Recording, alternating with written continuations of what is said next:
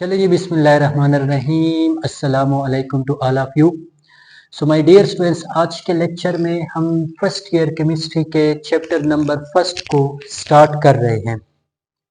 अब the first chapter of first year chemistry is very very very important chapter.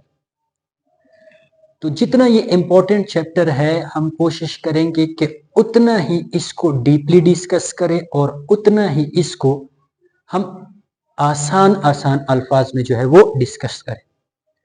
जैसे इस chapter में मैं आपको एटम के बारे में इंफॉर्मेशन दूंगा, एलिमेंट के बारे में इंफॉर्मेशन दूंगा, molecule, compound, ion, formula unit, इन चीजों के बारे में। अब ये आप लोग कहोगे कि सर ये चीजें तो हमें आती हैं। सो द पॉइंट इसके मैं अभी सी कह रहा हूं कि इसमें बहुत सारी चीजें ऐसी है जो आप लोग को नया सीखने को जो है वो मिलेगी इंशाल्लाह से। So the first very basic chapter of first year chemistry is stoichiometry. Point number first के इस वर्ड को आपने प्रोनाउंस कैसे करना है। So this is basically pronounce as stoichiometry. Stoichiometry. अब स्टाइक्योमेट्री है क्या, तो याद रखिए कि this is a combination of two words. ये दो वर्ड्स की कॉम्बिनेशन है। The first word this is stoicheion या stoicheion, and the second word this is called मेट्रा, या दैट इज आप लोग के पास मेट्रॉन, या इसको आप लोग नाम दोगे किस चीज का, दैट इज अ मैट्री का नाम दोगे। मैट्री का, दिस इज अ मैट्री का जो है वो आप नाम दोगे।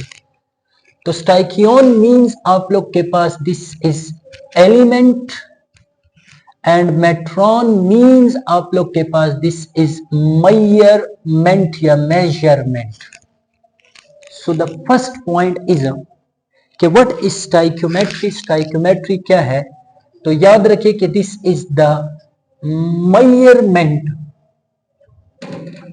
measurement of an element from आप लोग के पास from a balance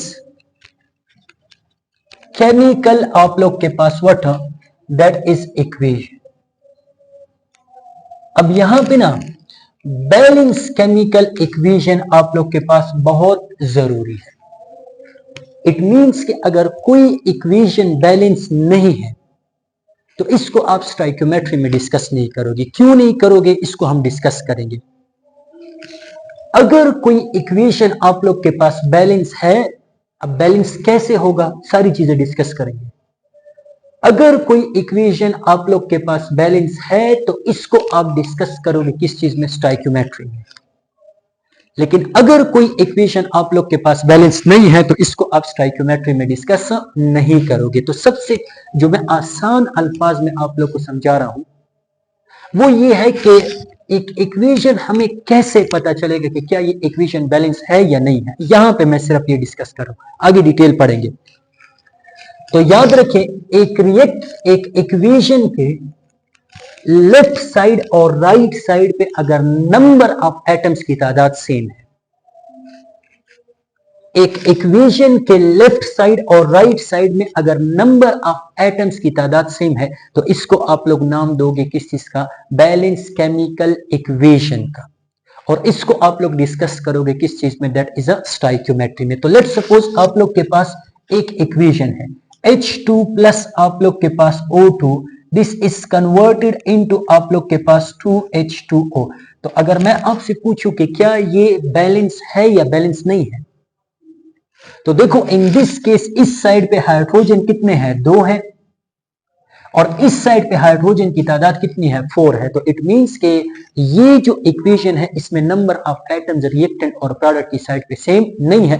it means this is not a balance chemical equation, और इसको आप स्टाइक्योमेट्री में डिस्कस नहीं करोगे। लेकिन यार अगर मैं यहां पे 2 लिख लूं 2, तो इसका मतलब कि अब नंबर ऑफ हाइड्रोजन इस साइड पे कितने हैं, 4, और इस साइड पे भी कितने हैं, 4। ऑक्सीजन कितने हैं, 2, और इधर भी यहां पे 1 है, तो इट मींस 2 1 क्या आ जाएगा, 2 आ जाएगा। ऑक्सीजन भी दोनों साइड पे क्या है, सेम। अब ये जो लेफ्ट साइड वाला है इसको आप लोग नाम देते हो किस चीज का, दिस इज कॉल्ड रिएक्टेंट्स का, और ये जो है इसको आप लोग नाम देते हो किस चीज का, दैट इज प्रोडक्ट्स का। तो मैंने इससे पहले वर्डिंग यूज की कि अगर number of atom left side पे सेम, अब लेफ्ट से मेरा मतलब क्या, रिएक्टेंट्स की साइड पे, अगर नंबर ऑफ एटम रिएक्टेंट्स और प्रोडक्ट दोनों की साइड पे सेम है तो इसको आप लोग नाम दोगे किस चीज का, बैलेंस केमिकल इक्वेशन का जो है वो नाम दोगे, और इसको आप डिस्कस करोगे किस चीज में, स्टोइकियोमेट्री में। सो the first definition of stoichiometry is, अब बैलेंस क्यों होना चाहिए इसको भी हम डिस्कस करेंगे।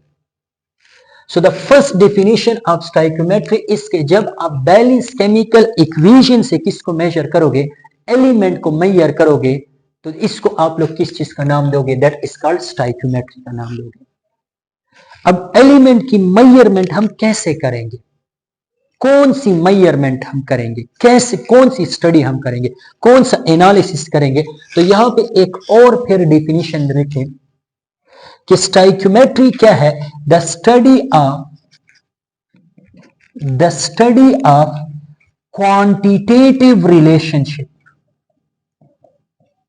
क्वांटिटेटिव रिलेशनशिप बिटवीन, आप लोग के पास what, between reactants and products in what, in आप लोग के पास बैलेंस केमिकल इक्वेशन।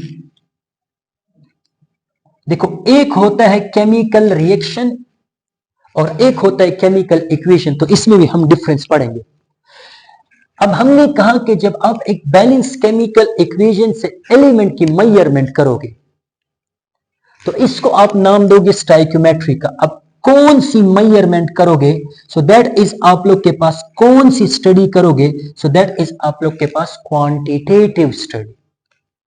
मींस आप ये स्टडी नहीं करोगे कि एक रिएक्शन के अंदर कितने, मतलब सॉरी, कौन से रिएक्टेंट और प्रोडक्ट है, बल्कि आप यहां पे ये स्टडी करोगे कि एक रिएक्शन में कितने रिएक्टेंट से कितना प्रोडक्ट बन रहा है, क्वांटिटी को स्टडी करोगे, मिकदार को जो है वो क्या करोगे, स्टडी करोगे। सो the first very basic point is कि स्टोइकियोमेट्री में जो रिएक्शन होगा ये आप लोग के पास क्या होगा, बैलेंस होना चाहिए, और दूसरा इसमें आप स्टडी करोगे किस चीज को, क्वांटिटेटिव रिलेशनशिप को जो है वो स्टडी करोगे between what, reactants and product in a balance chemical equation. अब इसका मतलब ये हुआ कि let's suppose this is my chemical equation. What is chemical equation, याद रखिए the chemical equation is a symbolic representation, symbolic representation of a chemical reaction या chemical change। जब एक केमिकल रिएक्शन को या केमिकल चेंज को आप सिंबॉलिकली रिप्रेजेंट करते हो, this is called chemical equation. तो फिर केमिकल रिएक्शन क्या है, तो chemical reaction is experimental process, ये आप लोग के पास एक्सपेरिमेंटल प्रोसेस है, but chemical equation is what, this is a symbolic representation. तो देखो अगर मैं एक्सपेरिमेंटली हाइड्रोजन और ऑक्सीजन की रिएक्शन करवाऊं ना, तो अगर एक्सपेरिमेंटली मैं वाटर की फॉर्मेशन हाइड्रोजन और ऑक्सीजन से करवाऊं, this will be called chemical reaction. लेकिन अगर मैं इसको सिंबल के जरिए, जैसे मैंने यहां पे शो किया है, सिंबल के जरिए रिप्रेजेंट करूं, so this will be called what, chemical equation. तो this is a chemical equation. अब स्टोइकियोमेट्री में रिएक्टेंट की क्वांटिटी, अब क्वांटिटी क्या होगी इसको भी हम डिस्कस करेंगे। तो रिएक्टेंट की क्वांटिटी गिवन होगी और प्रोडक्ट की क्वांटिटी जो है वो मांगी जाएगी, या प्रोडक्ट की क्वांटिटी जो है वो आप लोग को गिवन होगी, आपसे कहा जाएगा कि इसके लिए कितना रिएक्टेंट दरकार है। तो दो ही क्वेश्चन पूछे जाएंगे, रिएक्टेंट गिवन, प्रोडक्ट मांगा जाएगा, या प्रोडक्ट गिवन होगा और कहा जाएगा कि इसके लिए कितना रिएक्टेंट मैं लूंगा कि इतना प्रोडक्ट बन जाए।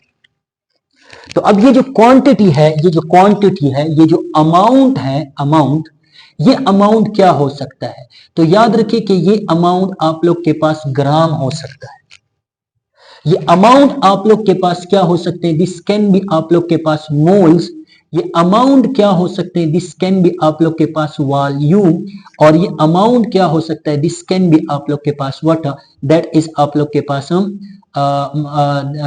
Volume, moles, gram, and that is number of particles.